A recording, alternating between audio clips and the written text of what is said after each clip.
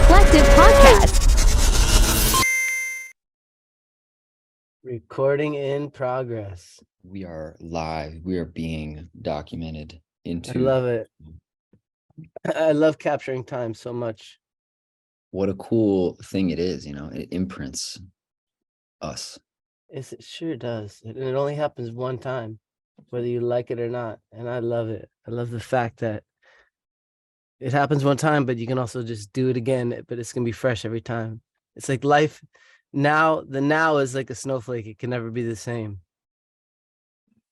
I feel like you have a lot to say on that, specifically because of working in film.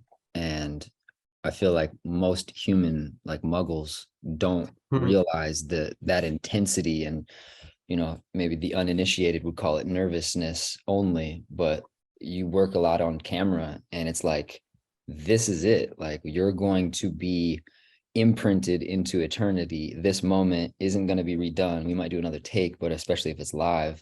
Yeah, man. I mean, truly, it's like my whole life has been filmed since I was a little baby boy.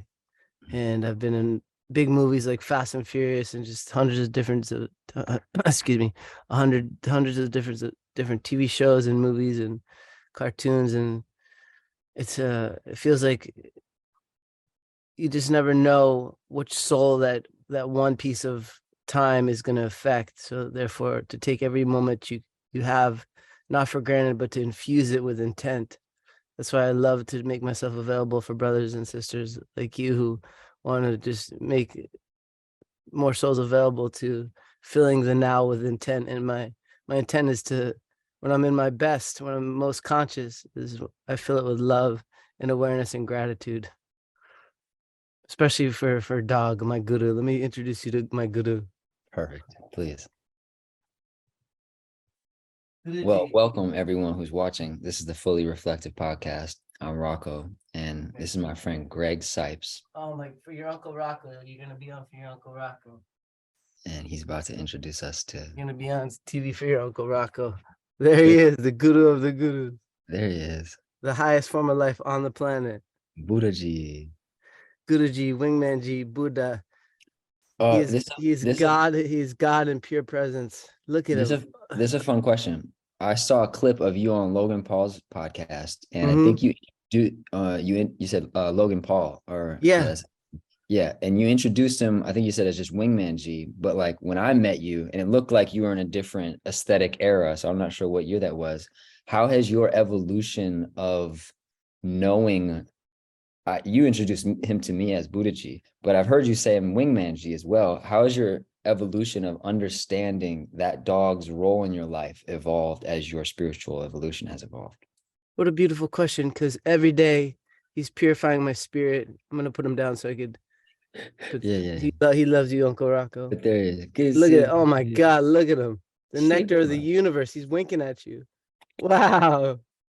Hold on, I'm going to put him back on his throne. Yeah. I had this ash on from doing the Shavanga sadhana. I'm going to take it off now, but that's what that is. Yeah, for me, every day he's purifying my spirit. Like I take shelter under his lotus feet. So I introduce him as Wingman-ji or Guruji or Buddha.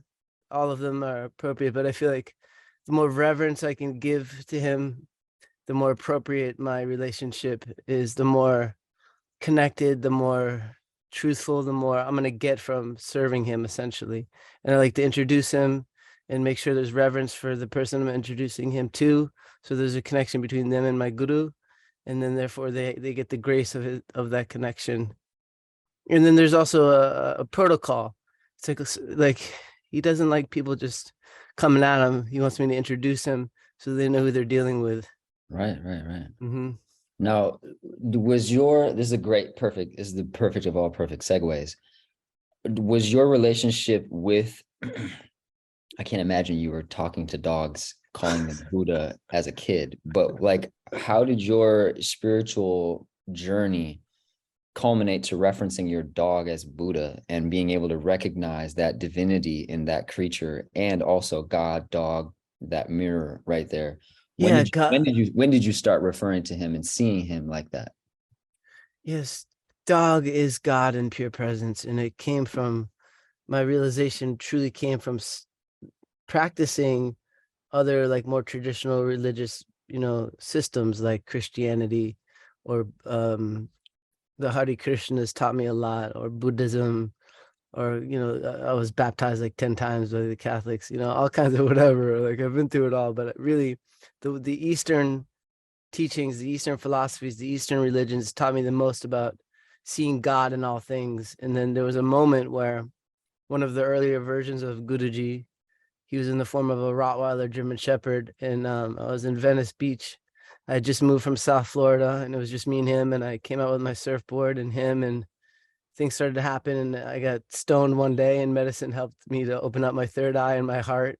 And I looked over at him, and we changed bodies, and I was looking back up at myself. And in that moment, I was like, oh my gosh, he wants everything that I want.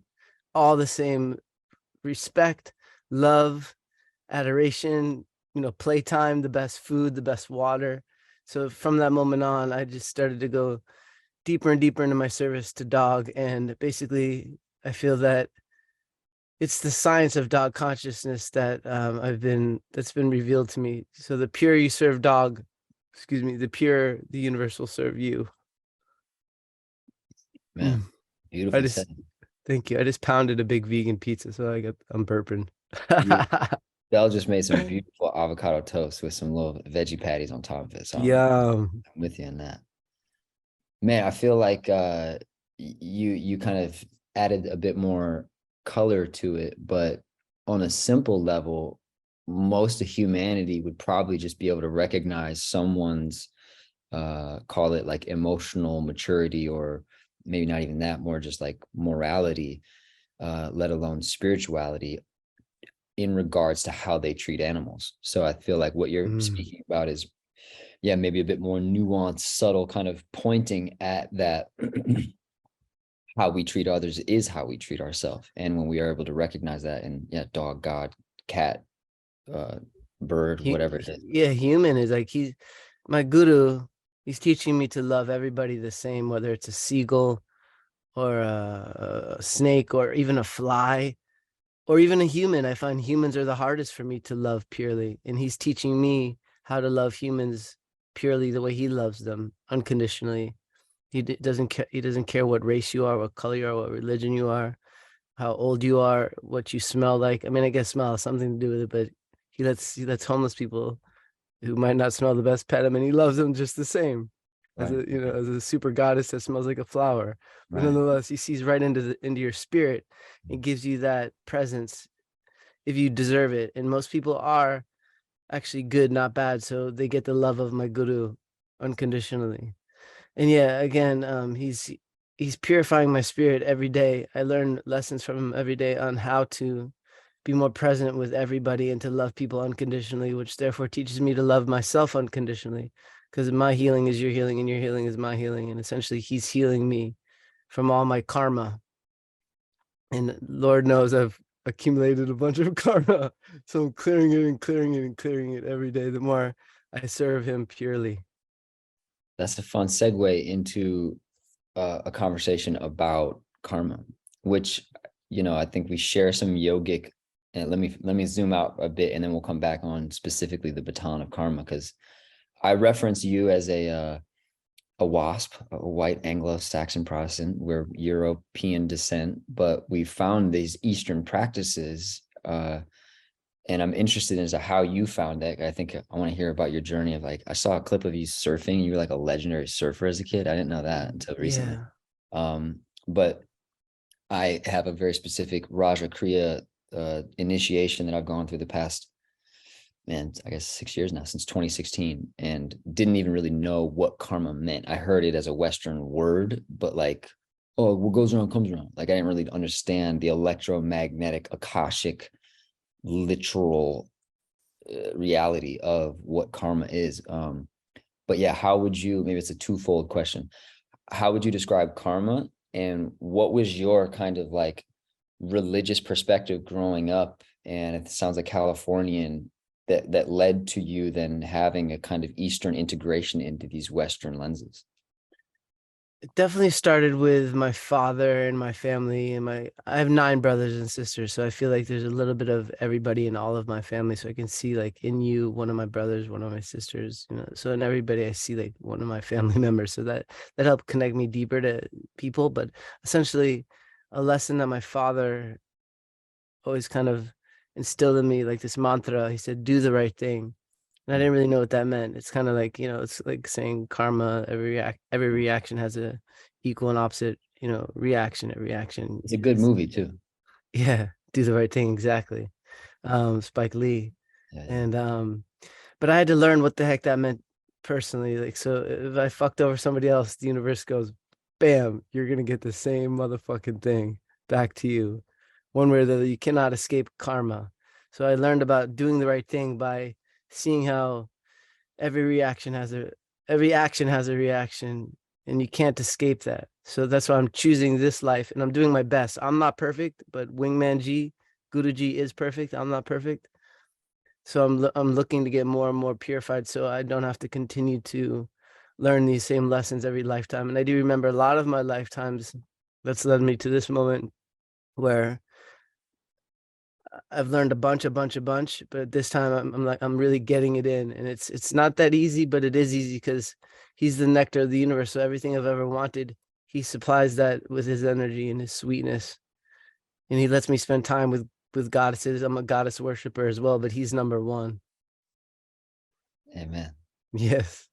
So you're born and raised in the California state, always in that LA area, or No, no? no, I came from South Florida in the Okay. swamps, in Ah, this what part of in Florida?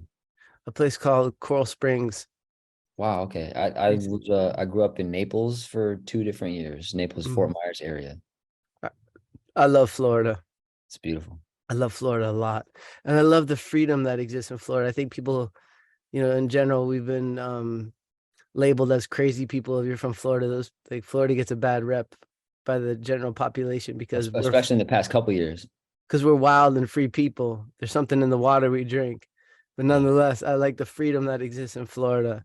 And I like the opportunity to go back and tap into that and then bring some of that freedom back to wherever I'm going. Florida is a beautiful place. I love the humidity. I love the warm water. I love the people.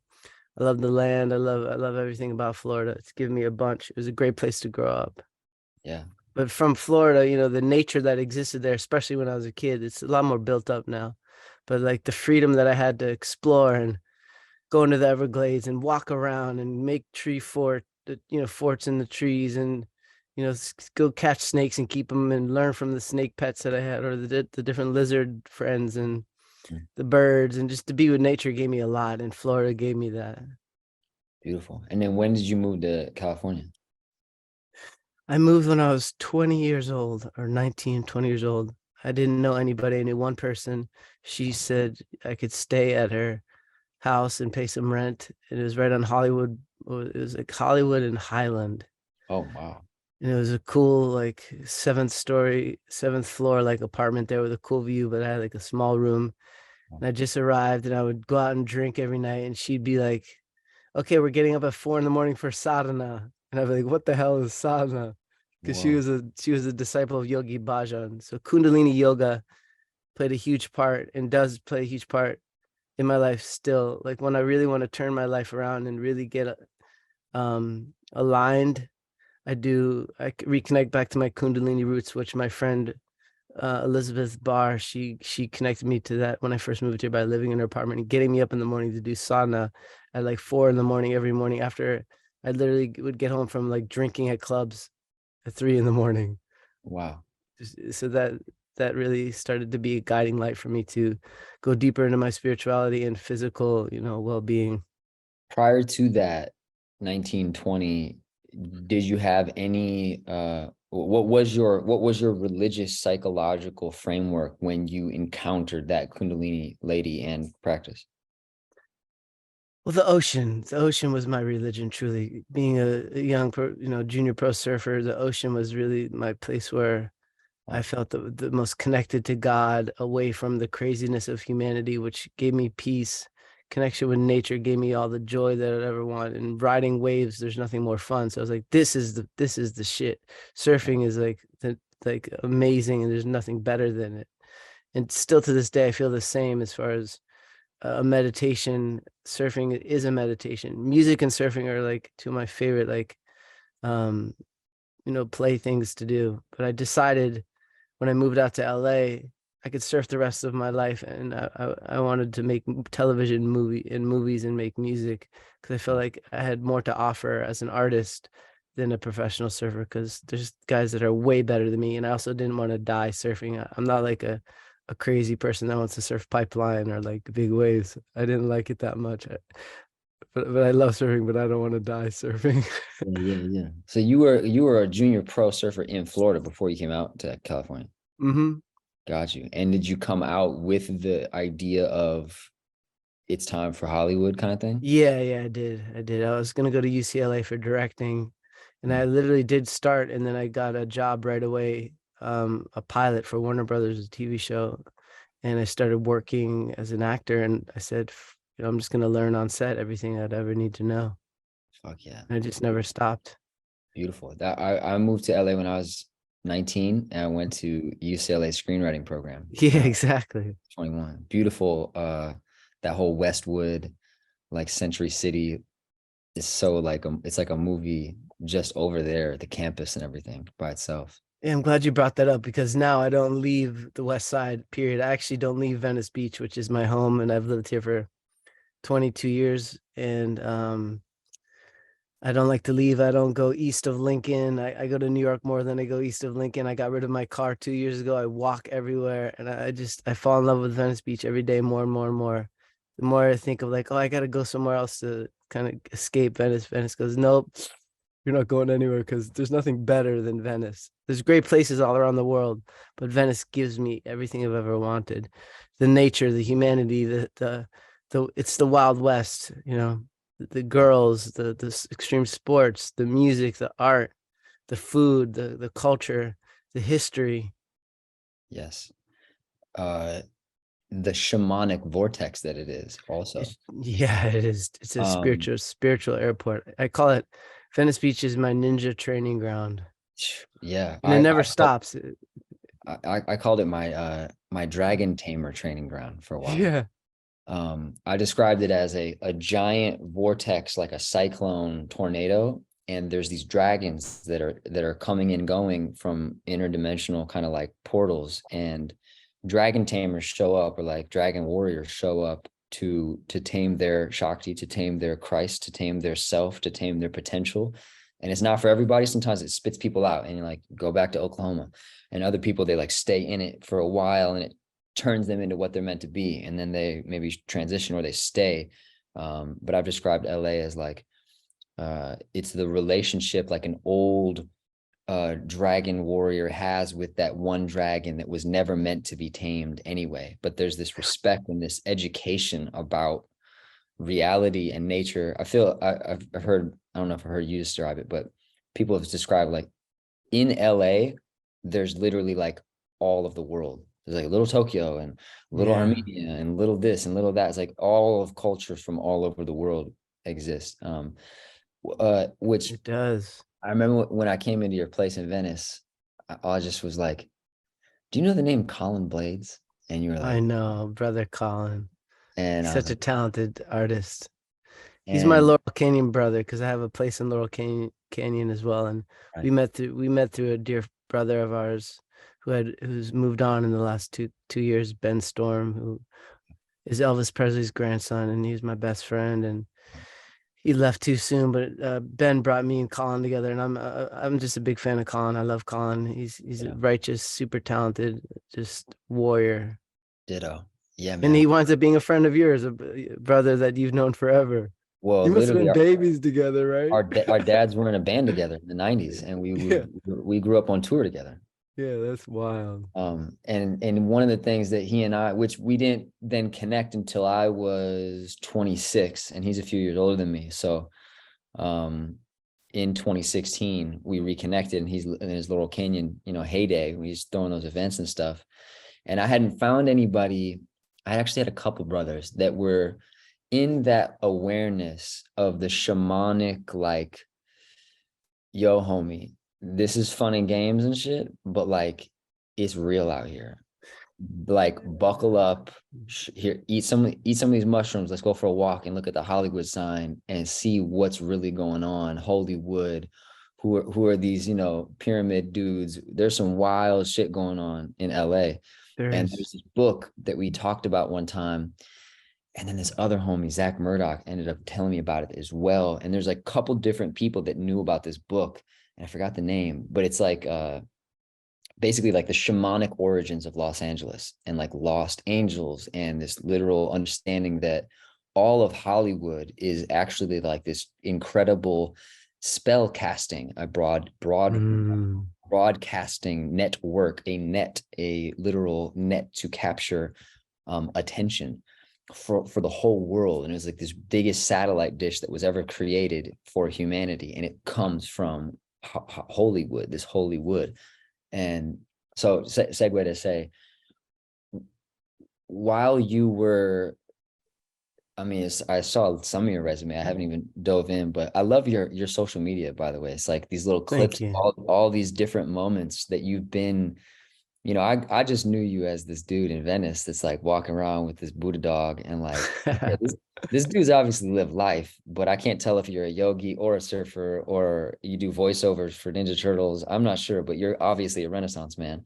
But at what point, and I'm interested specifically in like what point in your journey, because for me, it's always interesting. Like, man, that's very interesting. I had to go through this first before I could access this as an understanding. So at what point for you, in your like, hooray, it's Los Angeles, and you're diving in, at what point in your naivete maybe did you start to see the shamanic, like, oh, whoa, this is, and specifically medicine use as well, not just ganja, but we've talked a little bit about medicine and then Kundalini yoga, these esoteric occult alchemical attunement practices that for a Western mind is kind of like super off limits, but then you're on the front lines of your own spiritual evolution in Los Angeles, the shamanic portal of all portals.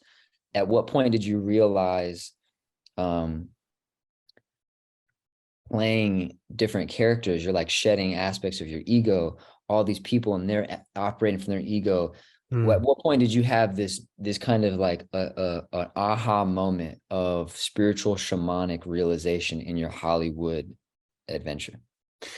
It's still occurring, but I feel like when I started to clear out my gut and heal myself from the ailments, from the sicknesses that I had inherited from being a part of Western doctors poisoning me with pharmaceutical products like Accutane for zits. Basically all you really what I needed to do was get off of dairy, which is blood and pus, which is coming out of your face.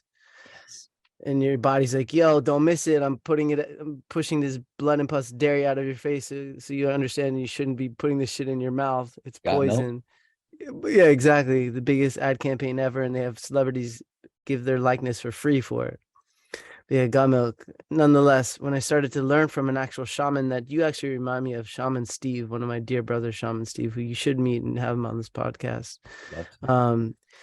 He's like, dude, you need to go raw, and you need to take some medicine like mushrooms and have some LSD, and let's clear out your gut. And that's when it really started to progress quite quickly, where I started to realize how important it is as a creator to be making art and to be a part of different projects where I can cast spells that do shift reality. I feel like a lot of the cartoons that I've created and different TV shows and movies that I've been in have definitely affected people's lives in a big way. And I'm still casting these big spells, and I think I have the biggest ones are still yet to come, where it truly will have the biggest of impact for the greater good of all humanity and life on planet. And it has to do with us working together and being together and co-creating these visions together, because it's no one could do it alone. But I realized that early on when I started to clear out my gut, how much we need each other and how much I needed myself to be healthy, otherwise I was gonna die. They poisoned me for sure. Like every cold that I had, they would give me a Z-Pack antibiotic. So by the time I was 19, when I moved to LA, I had probably been on, oh my gosh, I don't even know, like, 100 Z packs probably. For every cold, they just poison me.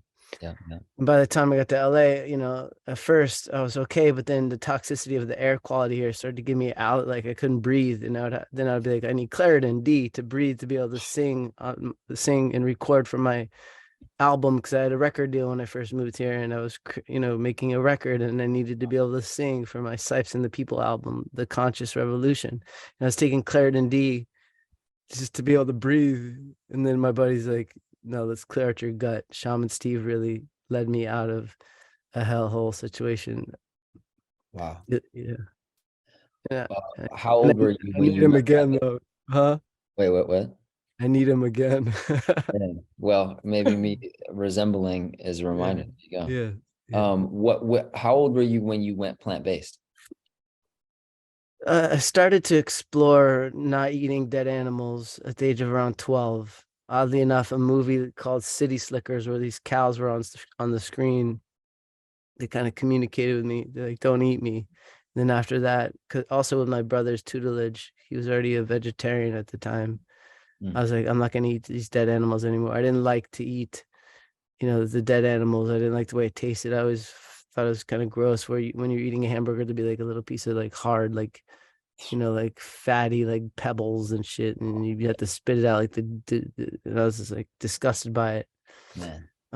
But then when I started to really connect the dots that these animals are suffering, and it also, I didn't like the taste of it. It's the herbs and the flavoring that they would put on meat that I was liking. So I started to realize if I prepared my own food and sought out food that had the flavors I liked that were plant-based, I'd be much healthier, happier, and holier. And that's Ditto. I want to share two anecdotes about my plant-based conversion. I feel like it might inspire you to share something. I was there's my Buddha G. yeah.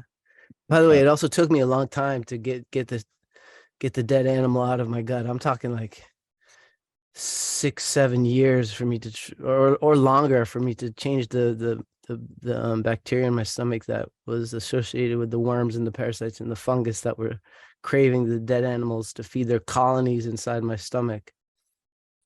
So it I took a feel long like, time to clear it out. yeah, man, I feel like so Cheese, much.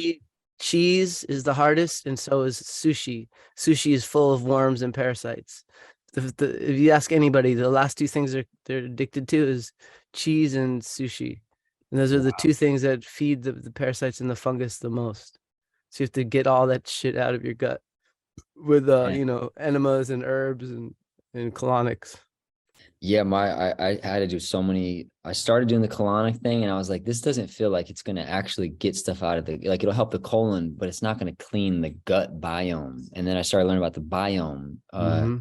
I ended up in a chiropractor's office in Beverly Hills, 2014, and this like tiny like 5 foot tall Chinese lady. They shared a chiropractor and a Chinese herbalist they shared an office.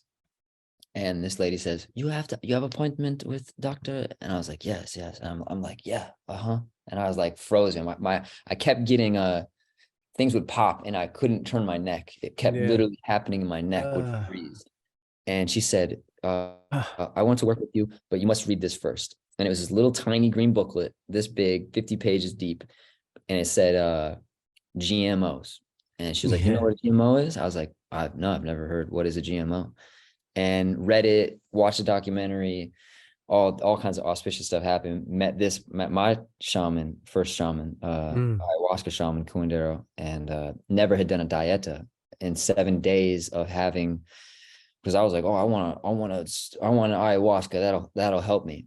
Even, I remember watching the Joe Rogan DMT documentary and being just like, whoa, that looks like it's helping other people. And the dieta was so specific. No spicy foods, no dairy, no meat. I'd never gone 7 days without dairy and meat in my whole life. And I remember being like, my poop has never been so pleasant. Poop was always such a, oh man, I'm hurting. And it was almost like a Western funny thing of like, oh man, I really gotta take a huge dump. And like this, I don't know, I was, raised in the Midwest, but like my family culture made humor out of like pain around poop. And it was like an uninvestigated ego structure of mine up until that moment where I was just like, yo, I've just always assumed that poop had to be this horrible experience. No, it's awesome. And then I had and there's more to it too. and then I had this beautiful full week of green pooping that felt literally orgasmic. And I remember writing about it. I was like, yo, this is profound. It feels like I was like, I don't know if this is maybe why people are interested in homosexual sex, but it feels like a butt orgasm. And I'd never had a pleasant poop in my life. And I was like, yo, this is changing things. One of the anecdotes though, I was in Freshman, Crawford, Texas, home of President Bush. And this is when he was president, and they would literally have tents outside, and they'd do like press conferences and stuff at our high school. And I'm in cafeteria, you get your little tray you put down. I'm eating, and all of a sudden people go, ah! And I look over, and people are like screaming around this, like, oh, gross, all around this one table. And me and everybody else goes around. It's like, what's everybody freaking out about? And this kid had chicken nuggets, and we're like, what is everyone like freaking out about? And then you saw everyone like pass this nugget around, and the nugget had like the face print of a beak in the nugget. Like you could see the skull beak of a chicken face in this nugget. Horrible. And I remember it was like, I mean, I grew up gutting deer and stuff, so there was never really like this deep visceral like, gag reflex. But I remember in that moment, my whole body was like, wait, what is that? It's like this weird, like, wait, what does that mean I'm eating?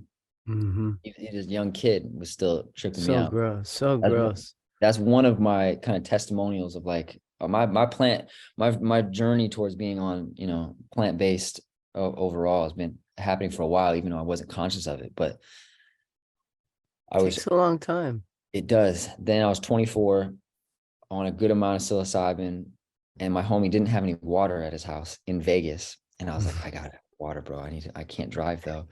And he was like, he asked his wife to take me to the grocery store. And I was like, I want to check the water because I don't know if y'all know how to choose good alkaline water or not. So I was like, I have to go with you. So we're in this grocery store, and I think I'm peeking. And I kind of get popped out of my crown chakra, and I'm becoming non-localized to all the life. So I'm not just about I'm becoming aware of a systematic blueprint. And I'm seeing how this grocery store is every grocery store. The things that are least perishable, that last the longest on shelf life, is all in the center. All the breads, things in cartons, and then the ice stuff, the cool stuff, and all the dairy stuff and all the meat are all around the edges closest to the loading docks in the back. It's a structure, and it's the blue cut, paste, copy paste, copy paste. It's the same structure for every grocery store on earth. And I saw this image that hit my pineal and anahata at the same time. And I started just tears because I saw how many nipples of uttered getting milk out of them were bleeding, and blood was getting into the milk. Yeah. And that milk had to get thrown away. And then how many thousands or millions of cartons of milk a day wouldn't get used and would literally be thrown away because it expires so quickly. And there's so many cows just being raped all over. Yeah. And I started having this incredible emotional breakdown in this Las Vegas grocery store. Thank God you did. And it was this incredible conviction that I carried with me on the other side of that, which is like, yo, if I ever have dairy again, I gotta know the cow. If I ever eat like eggs again, I gotta like see the chicken. I gotta like, and I come from I don't know, we don't really talk too much about my background, but like I come from a hunting, it's like the cult of culture, hunting culture. And if I were to eat an animal, like, I don't know, taking its life with one arrow and like seeing it, I think is the best way. But I don't want to have nothing that's like, who knows where it's from.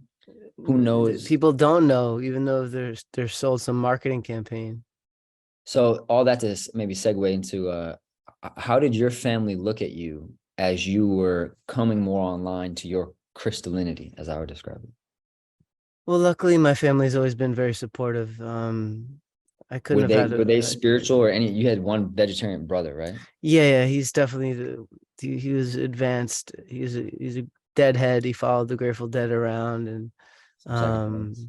but again, I couldn't have asked for better parents, more supportive people. Basically, as long as, again, my dad said do the right thing, and I had to figure out what that meant. He let me do whatever I wanted, never judged me for anything, but always just supported me to step into being more of an entertainer, of course, because he saw how much joy that brought me and how good I was at it. Um, but they're always supportive, and they thought as long as I'm happy, then that's good. And it was making me happy to get my addiction to dead animals out of my body, out of my system. And it was a long journey, and of course there were moments where I would be not understanding to where they were in their process. It was probably uncomfortable for them because I was like a young vegan, and I would maybe not communicate in the most compassionate way, like you're eating a fucking tortured dead animal that is not good for you in the wrong moment. There's a time and a place to do it, and you don't want to hurt people's feelings because that's not good. You just want to give information in a nice, palatable way. And I've learned to do that, and to do it subtly and with potent facts at the right time. I do have great table manners. I've learned that because Yeah. you don't want to make people feel bad. Because in the end, it really is an eternal ride. Even though these tortured animals are totally abused, and it's the most fucked up demonic shit ever to be a part of the meat industry, in my opinion. These animals are being liberated into another dimension, and their soul is gonna, because these animals are pure, they're gonna continue on a pure path where the universe is gonna bless them up. And it's the humans' fault that are participating in the demonic meat industry that are gonna pay the price karmically. So it's not the animal's fault, even though it's a demonic, horrible, dreadful situation to be in, to be under the power of demonically possessed humans. They're gonna be okay in the end. So again, it's just a matter of dealing with things compassionately and understanding in the moment the most, like how are you really gonna plant a seed that's gonna make them feel good about making a change? Yeah, because confronting them and making them feel wrong without context that would actually be assistive to their progression is more harmful than helpful. And I didn't know all the facts in the beginning. I just knew it was the right thing to do as far as not Right. eating dead animals. Right. But as I learned the facts, now I can just drop facts. I don't even need to make them feel bad. I just drop information about what this food is that they may or may not be eating or thinking Right. about. And the character that I play on TV currently, Beast Boy, is the first ever vegan vegetarian superhero. And I've done a lot of episodes where we incorporate storylines where I get to teach in a very humorous, comedic way about becoming a vegan or exploring vegetarianism and veganism. Wow. Even though the whole the company itself, Warner Brothers, is they're gonna sell out to whoever they want to use my character's likeness at McDonald's or whatever they want. My character still has the ability on the TV show to promote veganism, even though he might be used visually at McDonald's, which is I've learned to take the money and use it for good. There you go. Yeah. Beautiful. The Yeah. gospel. Just gently steer me away if you don't want to, because it's not everybody wants to even begin to go there. But being in Hollywood, and specifically what you just said of like standing for something, have you ever seen that shadowy hand of the triangular folks with the eye in the middle, like starting, even if as consciousness or actually that actual organization, like showing its control over executives, making sure that people are pawned into positions? Have you ever encountered that? Yeah, it exists. And what it's done for me is it's put me in a lane to be a content creator on my own, to use what I've learned from all the big TV shows and movies and everything I've been a part of, to now make my own TV shows and movies, and to create an organization and companies that can produce, you know, TV and movies and stuff that I want to make. Therefore, I can kind of shift the world, because what people hear and see is how their minds work, which therefore creates a reality. So Yeah. there is an demonic presence on Earth, and I feel in the whole, in all the solar systems, there's dark and light. There's the yin and the yang. It's, you can't have one without the other. So Yes. Earth right now is I think it's about to swing towards the light, but we're in the last really nasty part of the dark part of the yin yang wave that's trying to grip and do its thing. But there's going to be a real shift towards the white light, the harmony. Age of Aquarius. Yeah, the age of Aquarius. And I've learned a lot about the Kali Yuga, Yeah, the yugas. the yugas, and in this yuga, the Kali Yuga, there's a 30,000 year, whatever it is, 30,000-ish year spurt of enlightenment towards this in this time that we're in. So I feel like we're actually going towards that 30,000 years of enlightenment, age of enlightenment, before it all just gets recycled into a whole new experience again. But I feel like that's why we're here, and that's why we're doing this podcast, and we're still alive, and they haven't killed us yet. Is because we're actually part of the we're part of that white light wave that's going to start taking over the yin yang. Facts. With creativity. Creativity is the greatest rebellion. Man, especially when it's integrated into productivity, or I would say the harmony between Saturn and Jupiter, or the sun and Saturn, which is when you bring that Christ light, crystallinity, Krishna consciousness, the all eternal presence and attention into a project. You take creativity, and if it's just kind of, this is a cool thing to ask about, is that, because it's like an artist can just create and be like, I just want to be creative, but it's like, that's kind of if it's not integrated into like, but where does it go? You got to have a project, a container. Otherwise it's like, I just want to, and maybe somebody needs to just explore creativity, but there comes a moment where if we're avoiding the material plane and the material world, that's actually a toxic kind of dysfunction, because then we're not integrated. So that creativity has to anchor somewhere, and as a project. That makes sense? It does. And I think that's what's wrong with the industry itself right now. We have a bunch of sellouts who are just basically, they don't know what they're doing, but they love creating, and they love working for Doritos. Whoever's going to give them a check, they'll do anything, they'll bend over for anybody. Right. And that is definitely part of the process until you realize, or you're born with it, that there is something deeper, and there's more meaning to life than being just a sellout, or just being creative alone is a great step in the right direction. But having intent for me has always been intrinsic and built in. So I've never had a problem with knowing what I want and why I'm doing something. It's just gotten stronger over the years. The more, again, my guru purifies me, the more I'm around people like you, the more I'm in nature, the more I'm on planet Earth, the more I realize, it does matter. Everything matters. This is all matter, matter, because it all matters.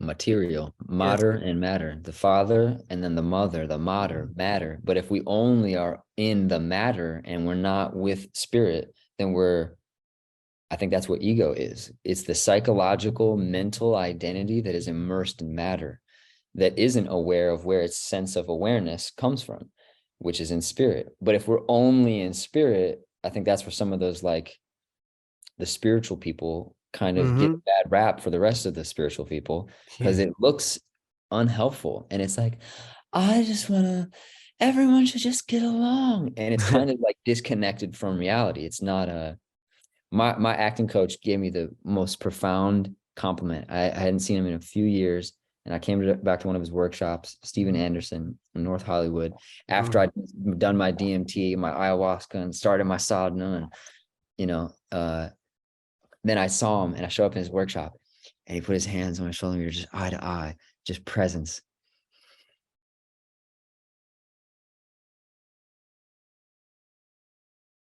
And we just smiled and shared.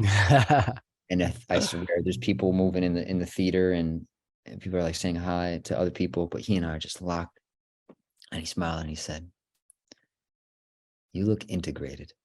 And my eyes just watered, and it was like, that's the word I didn't even know I was looking for, and I wanted it. How can you speak on your integration? Because sometimes we can have those heady little upgrades, those new downloads, but if it's not integrated, it's kind of like we're still segmented, and that's not super functional, right? Yes, just to remember that there's growing pains involved. Every day is not going to be just, like heavenly. There's going to be pain involved and suffering and tragedy. Just know those are the moments that are going to give you the most growth, whether unfortunate things like loved ones die, or you're sick, or whatever it is. There's going to be pain involved in your growing. That is definitely how I've integrated, by basically integrating the pain and learning from the pain, and letting the pain also be a teacher, not ignoring the pain, not trying to suppress the pain, not trying to, run away from the pain, but being like, okay, let the pain shake you to consciousness, let the pain bring you to awareness, because it truly is the gift of pain. And that's awareness. I also look at it the same. I look at darkness as pain, and darkness brings you to awareness. Without the dark, how the heck would you know what the light is? Amen. It gives us that contrast as context as to what the light really is. Yes, and to be able to choose where you want to be in this infinite spectrum of dark and light, because it's infinite dark and infinite light in all directions. So once you're aware that you have a choice to choose where you want to be in the spectrum, I think it becomes a natural thing once you're aware of that to want to be of the light, but not ignoring the fact that the darkness is a part of who you are, and what's given you the awareness to choose where you want to be, and to respect all the spectrums, but also you become your association. So associating with the light and becoming the light of the love of the magical, creative, intentful energies that exist in the galaxies is the move. It's The most fun, because this is really what it's about. It's fun. We're here to learn, to have fun, to realize it's an eternal ride. Isn't that an interesting signpost of the archetypes and that gradient spectrum, as you described, whether it's horizontal or vertical, or it's really three-dimensional, but multiple, way more than 3 dimensions. But it's a spectrum with gradients, not just white, not just black, not just hot, not just cold, but gradients of that temperature scale. Isn't it an interesting signpost that it's like when we see archetypical bad guys, they're usually super serious with a grudge, no fun. Or if they're like the Joker archetype and they are having fun, it's at the expense of others suffering, and there's not unity consciousness. Anything to say on like just the noticing of those archetypes of separation-based identity culture, or modern ego culture and revenge culture? Because the darkness is there, and there are souls that need to, you can kind of say it as simple as like, there are souls that need to be evil. It's the karma that they're working out, and the lessons that, the aggression that they didn't express maybe in another iteration. But once you kind of notice your own contractions, you can't have fun unless you recognize the situation, and the situation of unity. Yeah, I just think they're fucking boring and they're no fun. Like, politicians suck. Fucking suck. They just suck. Republicans suck. Democrats suck. All of them suck. There's nothing redeeming about any of them at any level whatsoever. I think, again, freedom is the most precious thing you could ever give yourself. Independence is the move. But I'm also like, I understand that they're there, and the more I give them attention, the more I'm not having fun. Mm. So knowing that they're there, but not paying attention to them as far as Right. giving them my Well, my that's a funny thing you said. They suck. yeah, I they see them, suck. I see They're them as vampires. I see them as the Dementors from like Harry Potter. So Yeah, there are David Icke's work. yeah. So the whole thing with the reptilian idea for me, it's like, I don't know, are there people wearing like their skin suits like from Mission Impossible where they're like it's a skin suit like Could be, could Philip be. Seymour Hoffman is actually like, well, maybe I haven't encountered it literally. Biden sure looks like he has one on. I swear to God, there's some videos and there's some wormholes on the dark web where we could really illuminate I some things. know.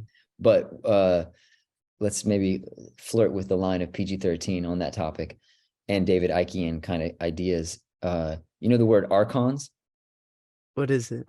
So archon is basically like a meta demon or a meta dementor. So like, the dementors in Harry Potter, they're these ghoul, disembodied, negatively oriented, service to self beings. Mm, So they're sucking, they don't create life, they are harvesting life of source lit beings, or these are beings that have basically you watch the whole Stranger Things series. no, but I'm familiar.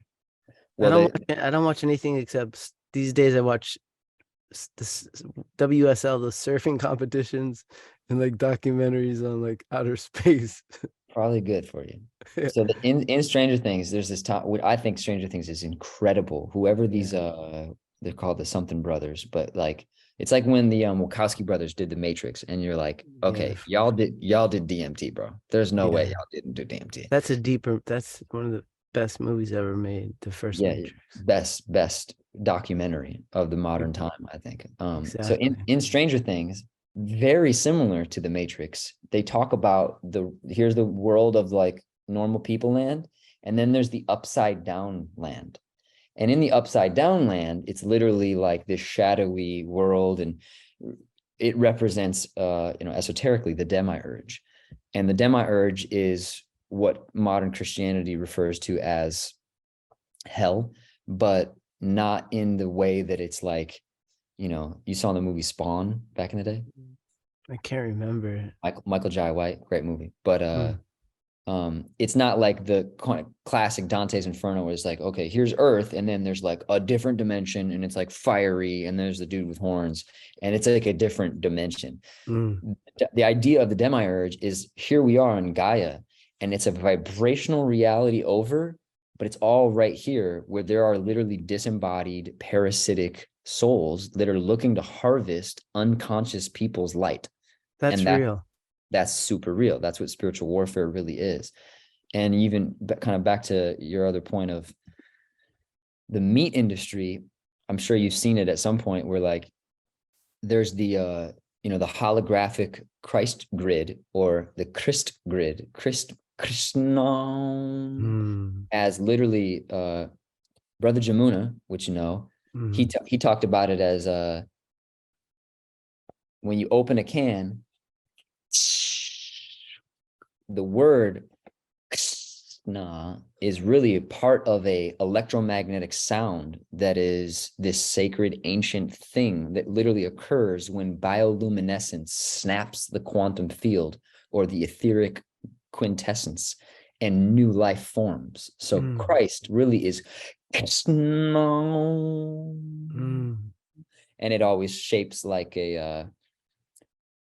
basically the balance between a phallus and a yoni. So it's this oval. So it's literally the birth of existence. Then let there be light. And then the word was God, and God was the word. Let there be light was the word. So let there be light is, and it shapes like a cross. And a catharic grid is the Christ grid of Gaia's electromagnetic field, which, like, if you look at, Graham Hancock kind of stuff around like the profundity of how Sirius as a star system and the literal exact latitude, longitude of the Giza Plateau, you've seen that whole thing? Mm-mm. It's just like bizarre. It's like there's no way it's a coincidence. It's just too good. I hope you're gonna edit in this stuff visually, because I think it'd be really fascinating while you're speaking about these Yeah. things. Show it on screen. Show the Thank you. visuals. Thank you. Thank you. It's Yeah. true. We need this And production. you can make a bunch of clips just based on those little moments as well. Yes. But Thank like you for that, Mirror. yeah. So I guess I was kind of curtailing back towards, so the meat industry. I saw this graphic one time. You ever seen a documentary called Zeitgeist? I'm familiar with it. Back in the day, it was one of the Yeah. first like real truth wake the fuck up type vibes, 2012 type shit. But I saw this grid, and there's the Kathara grid. So it's the electromagnetic Gaia. Gaia has its own chakra system, Nadi point, meridian point field, Mm, and these sacred sites, Stonehenge, Giza Plateau, volcano down here, Atlantis, Bermuda, mm. like all these electromagnetic grid points are Gaia. It's literal an electromagnetic being. Yeah, she And then is. there's the Cabal, and the Cabal, Illuminati, Rothschild, Bloodline Syndicate are these draconian bloodlines that come from, it's like a wild, you can get the real, like, this Anunnaki brother was a war military general, and then Yeah. hybrid monkey people with South Africa grid Sure, points. they fucking sure did. And then you get to modern America and the modern meat industry, and there's these catharic grid points, and there's huge slaughterhouse meat factories on catharic grid points. And there's this idea that, shout to brother Kip and Cameron, Christspiracy. There's this idea that part of the age of Aquarius and the end of Kali Yuga and the beginning of Retya Yuga. It doesn't begin right into Satya Yuga. There's this in between. Spoke to brother Guy Harriman recently about it. Like an in between chapter where we're not in the Stone Age, we're not in the Iron Age or the Steel Age. We're now in Silicon Valley, homie. So silicon is actually an electromagnetic ingredient, and it appears on the spectrum of solidity and solubility. And so the more people, and let me clarify, I don't think humanity is meant to go vegan like that. I think it's meant to be us learning about us from various perspectives, and as it occurs, compassion rises, and our ability to kill will just slowly lower by our acceptance of death, our acceptance of kill, our acceptance of carnivores, acceptance of vegans, but specifically the reduction of mass murder sites on these electromagnetic grid points, specifically for meat industry slaughterhouses. Does that all make sense? It does. And you've heard of city powers? Yeah, City. Gene keys as well. It means magical powers. Like if you sit in a cave for 100 years and learn to float, it's called a city power. But also cities like New York City, they built these cities literally on magical, powerful spots on Earth. They built these huge mega cities on city energetic, cities, right? Mother city power centers. Right. Also, Siddhi and Siddha. Siddha is a lineage of Raja Yoga and Kriya Yoga that I'm an initiate of, and that's what that was like oddball. Oh, like, okay, here's Kundalini, here's Hatha Yoga, and I want that shit. And I found a couple teachers that were in that. But I also have a theory, and I love to test it with other crystalline ones that I interact with.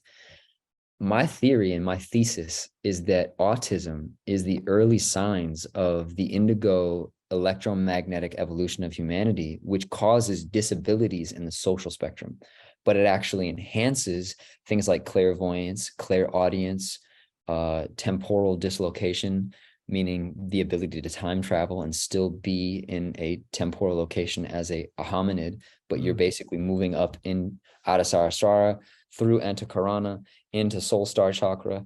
And this is where like astral beings and human beings as an evolution, I feel like it's a big misunderstanding about what autism is. Maybe not all the time, it's so fancy sounding, but it's much more than just like, oh, these people are broken.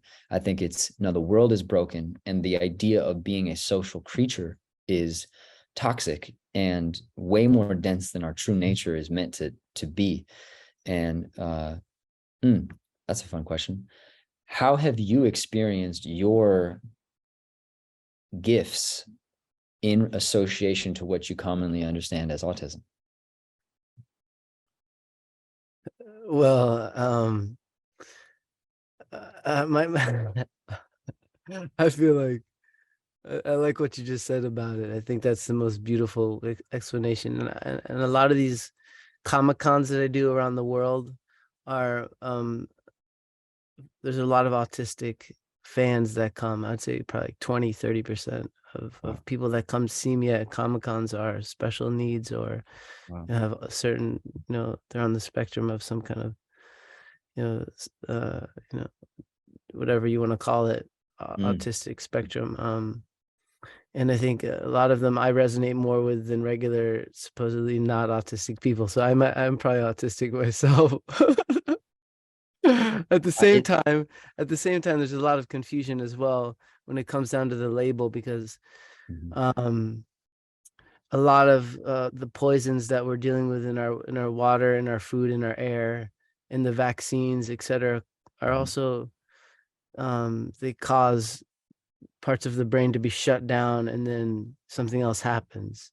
Like there's been yes, people that I've known that unfortunately have had loved ones, whether it's their children or whatever, be affected in a negative way and have then become autistic, maybe in a very extreme autism case based on being poisoned by outside stuff, yeah, which is really,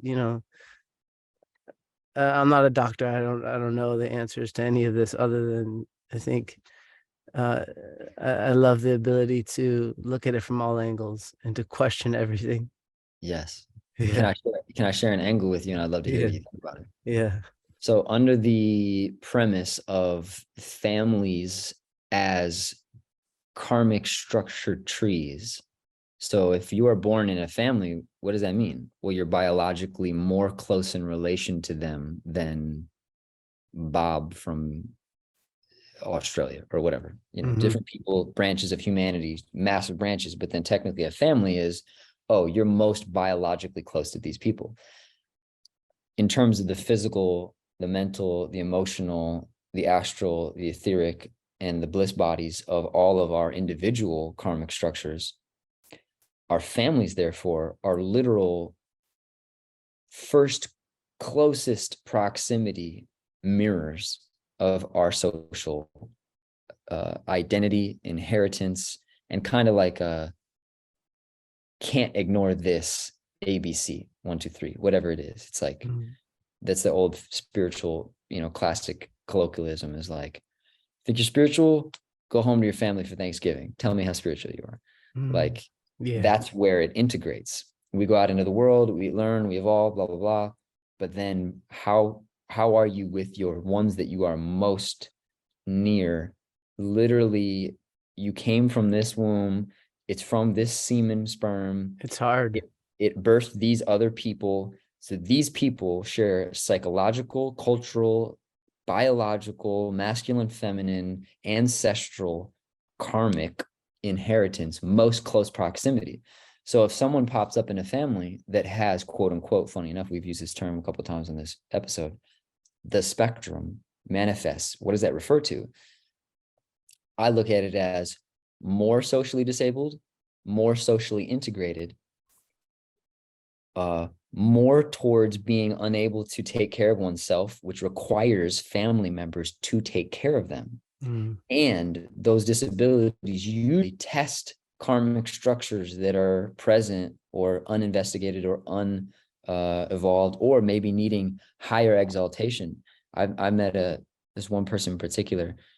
I'll just call him Brother Andy for now. And he had someone that we'll just call it appeared on the spectrum in his family. And I knew him for a couple of years, and he was just like literally the fittest person I'd ever met. Weightlifter, Shaolin Kung Fu, ran a gym, did fighting, but like performance fighting, and was the kindest, happiest, loving, biggest heart, and like super integrated. And I was just wowed. Years later, I found out that he had a family member that he'd been taking care of since he was a teenager that appeared on this quote unquote spectrum that was maybe closer towards that end of the spectrum of quote unquote almost dangerously unable to be in any way accountable for one's actions or behaviors. And so what did that do? It caused this brother to become incredibly servant based. And it reminds me how you speak about dog god. Yeah, it's so similar. It's so similar. It's so interesting to me, and I think it's one of the greater mystery puzzles. I don't claim to be all knowing on it, but I claim to have a very tactile sense of, I would say, firstly, emotionally based understanding and an empathetic comprehension for what it is. And also then I've had some very interesting auspiciousness in my life in particular on the subject, specifically with LSD involved. My father experiences this thing called celebrity, which I'd like to ask you about as well. And the only time he ever appeared on, the cover, it's like him on the cover of Rolling Stone magazine. There's like the picture and it's like the cover story, but then there's like the other articles. It's like the other main article, like page 75, like this, and like, so it could be anything, right? Yeah. So it's my dad, shirtless, doing this face that's definitely like culturally indoctrinated, like handsome sexiness thing, which is androgynous as AF, holding a gun. And there's this huge word right next to his face, a 1976 Rolling Stone cover, autism, what we and don't understand about it. And one day I'm 26-year-old Rocco or whatever, and I'm just like, why did I inherit this karmic structure? What am I meant to do? Spirit, Christ, show me how I can be of greatest service. And I'm looking at this picture of my dear old dad, and he couldn't have been 30 something when he took this picture. And I see his autism. I see how his electromagnetic disability socially was the exact mirror opposite reflection of his incredible activated genes of Isis or genius. And his genius is savanthood that comes with it incredible pressure, electromagnetic pressure to express. I look at poop and pee as that same thing, but down. And then emotions are that in this way, but it's all electromagnetic pressure. So I see, and then when someone becomes famous, this will be a cool baton to you. When someone becomes famous, I see it as a celebrity, as a celebrated entity. So their electromagnetic offering from whatever department of their karmic structure was most developed is now readily available to be witnessed and easily accessed by humanity. So they're now a mirror for that same karmic signal in the collective. So whoever you are them who are most attracted to you. So does that all make sense?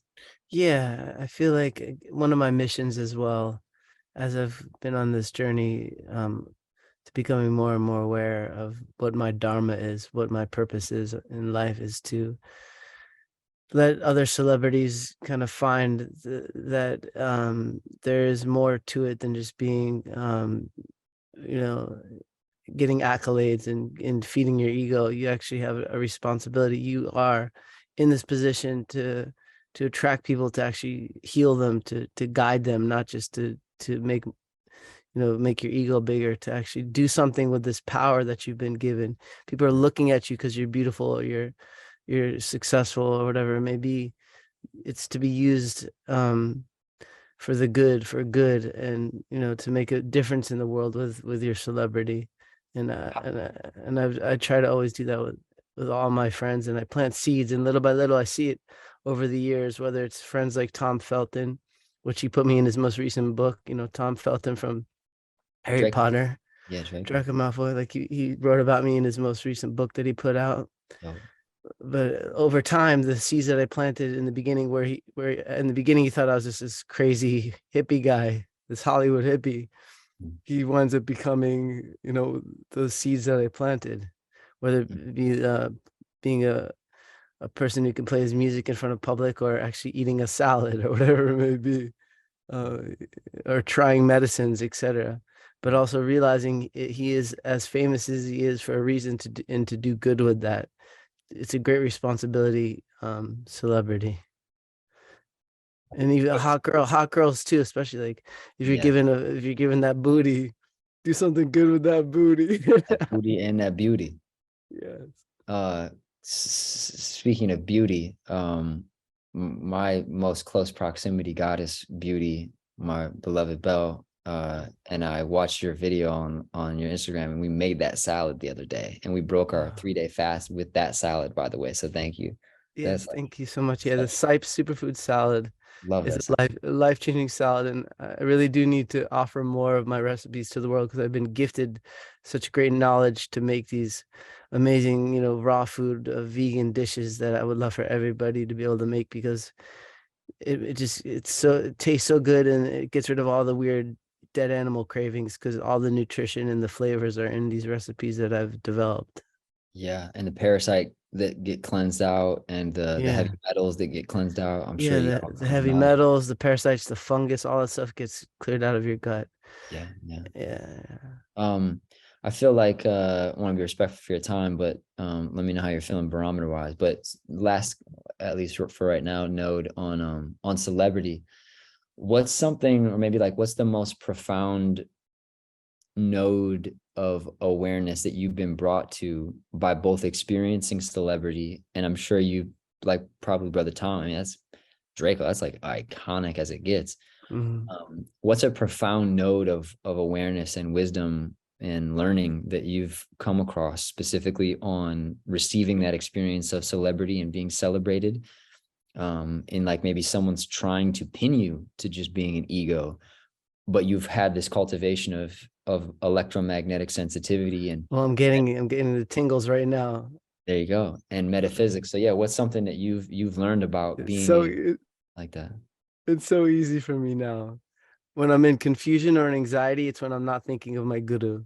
So for me, if I'm serving my guru purely, I don't have to do anything else. Everything else is just put a camera in front of me and it works and people get it and they understand it. Like I'm like now this TikTok famous guy because of this most recent video where a friend of mine, Caleb, came and did like a tour of my house in Venice. And like a billion people have seen this video, literally like a billion people. And all I did was basically serve Guruji the whole video, and people loved it. And if I was putting on some kind of ego mask that would have came from, me serving something else, it would not have been received as well. But I was in a good place of me being conscious of being a pure servant to my guru, and it worked. And for me, that's when I'm in my highest form, when I'm in pure service with my guru and I feel the best. I'm the healthiest, the happiest, and the holiest. And therefore, like I'm actually in a pretty wild dance of like wanting to do nothing else.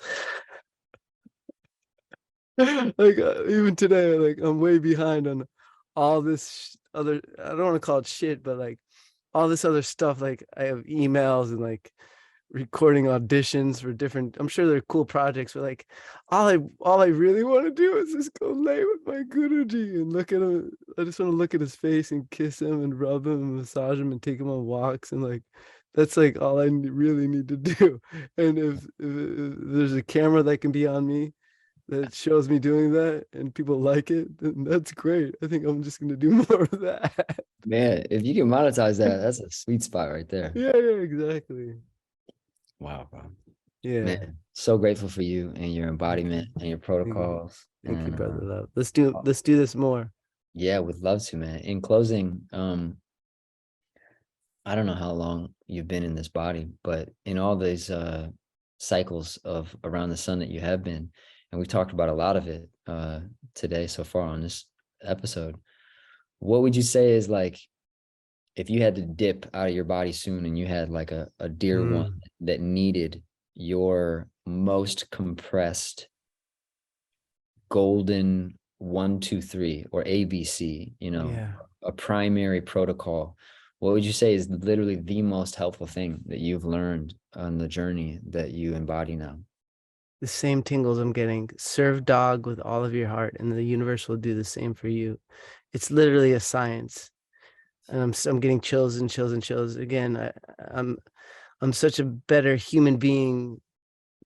Every day I become more and more a better human being. I'm not perfect, but he is. So he gets me to that place of like sensitivity, awareness. All the greatest qualities in the universe are in dog: patience, compassion, loyalty, beauty, innocence, rascality, playfulness, on and on and on. And you become your association. So the greatest gift that I could ever leave behind for anybody, and you don't have to wait till I'm gone, do it now, is to give yourself a dog.